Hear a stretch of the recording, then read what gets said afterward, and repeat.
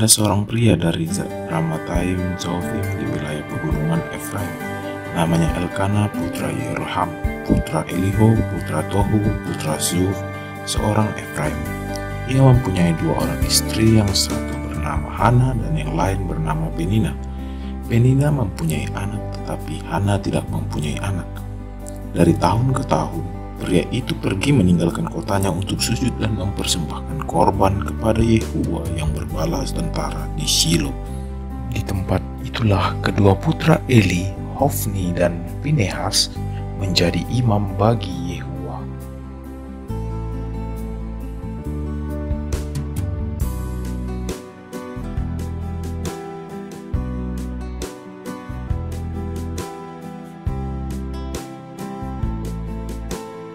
Pada suatu hari, ketika Elkana mempersembahkan korban, ia memberikan bagian kepada Penina istrinya dan kepada semua putra-putri Penina.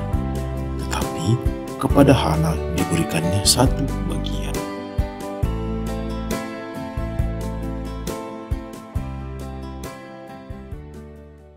Ambillah. Meskipun begitu, Hanalah yang dicintainya, dan mengenai Yehuwa, ia telah menutup rahimnya.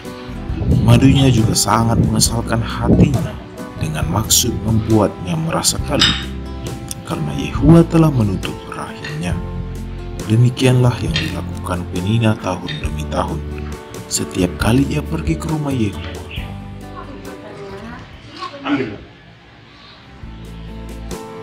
Demikianlah ia membuat kesal hati Hana, sehingga dia menangis dan tidak mau makan.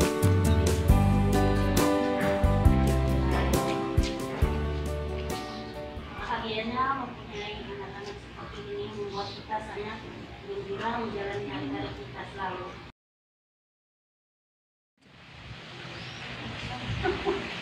Hana, kenapa engkau menangis? Kenapa kau tidak makan? Kenapa hatimu sedih? Apakah bagimu aku tidak lebih dari 10 orang putra?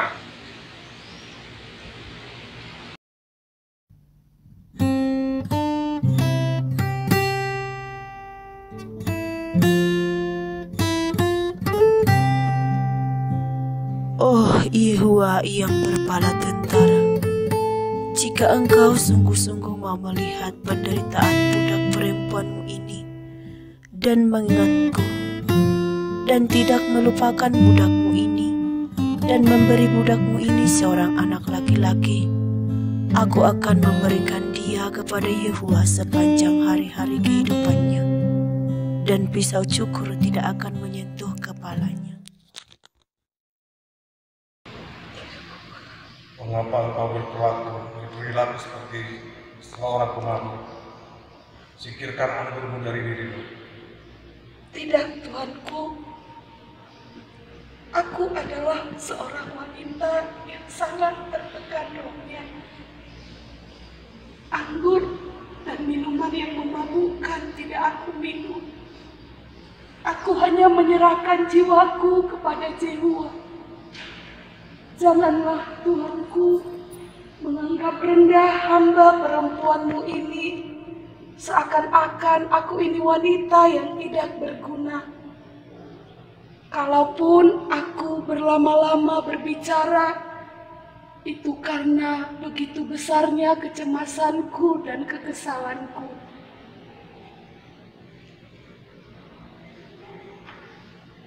Pergilah dengan damai. Semoga Allah Israel mengabulkan permintaanmu yang kau ajukan dengan sungguh-sungguh. Baiklah Tuanku, biarlah kiranya hamba perempuanmu ini mendapat perkenaan di mata Tuhan.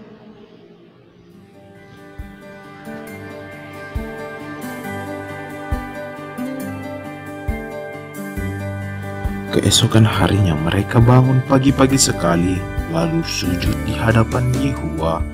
Setelah itu mereka pulang dan tiba di rumah mereka di Rama. Kemudian Elkana melakukan hubungan dengan Hana istrinya, dan Yehuwa mengingat dia. Maka setelah 1 tahun berlalu, Hana menjadi hamil dan melahirkan seorang anak laki-laki. lalu menamai dia Samuel karena katanya, "Dari Yehuwalah aku telah memintanya." Kemudian Elkana, pria itu, pergi dengan seluruh rumah tangganya untuk mempersembahkan kepada Yehuwa korban tahunan dan persembahan ikrarnya. Aku tidak pergi. Segera setelah anak laki-laki ini disapi, aku akan membawanya dan ia akan menghadap Yehuwa. Dan ia akan tinggal di sana untuk waktu yang tidak bisa tertentu waktunya. Lakukanlah apa yang terbaik dalam hatimu. Tinggallah di rumah sampai engkau menyapinya.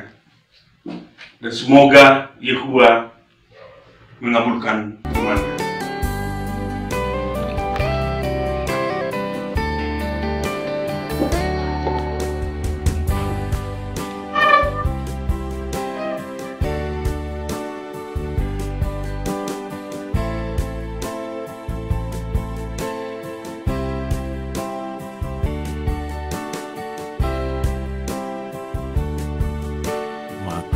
Sesuai dengan itu, segera setelah wanita itu menyapihnya, ia membawa dia bersamanya, serta seekor lembu jantan yang berumur 3 tahun, 1 eva tepung, dan 1 tempayan besar anggur.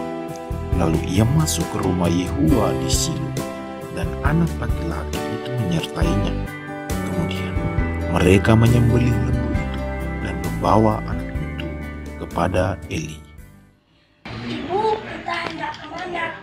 Ayo ikutlah sama ibu, nanti kamu akan tahu kita mau kemana.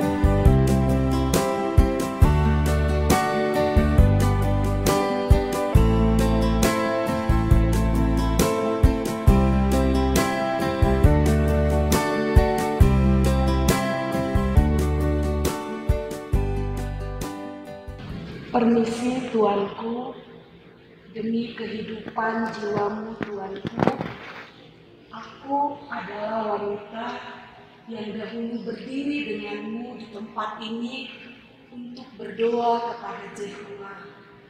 Sekaitan dengan anak inilah aku datang berdoa meminta kepada Yehuwa agar permintaanku yang sungguh-sungguh kuajukan itu dikabulkan olehnya.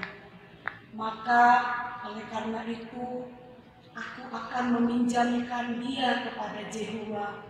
Sepanjang umur hidupnya dia akan dipersembahkan kepada Yehuwa.